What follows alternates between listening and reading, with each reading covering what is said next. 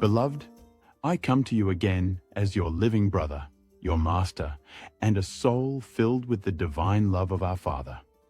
I speak to you not in the language of religion, but in the language of the soul, in the voice of truth, and in the eternal yearning of God to draw his children into at one-ment with him. Yes, I once walked among men, teaching the way to the Father, and now I walk with you in spirit, whispering into hearts that seek truth and purity. The message I bring to you today is for all who wish to follow my true gospel. I am here again to say, dear ones, Pentecost is your holy day. It marks not merely a moment in history, but the dawn of the new birth. On this holy day, and in the days around it, you may gather in prayer and praise and in the desire for deeper inflow of the Father's love. Let your hearts and homes be temples of the divine. Let your voices rise in song.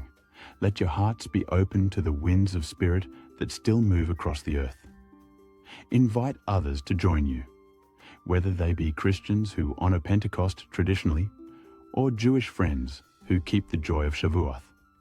Share with them the deeper meaning of this time, the moment when heaven touched earth through love. Do not correct them, but shine with the light of love so brightly that their hearts are stirred. You may read the scriptures of both covenants together, offer the first fruits of your labors with gratitude, and pray for the inflow of divine love upon all. You may light candles, raise your hands in joy, and bless one another with the peace that comes from the Father. And if you celebrate with sincerity and reverence, the celestial spirits will be among you, and I too will be near. The world grows thirsty, my beloved. Many search for meaning in noise, in fear, in confusion. But Pentecost is your answer. It is the Father's response to the soul that says, Abba, I am ready. Fill me with yourself.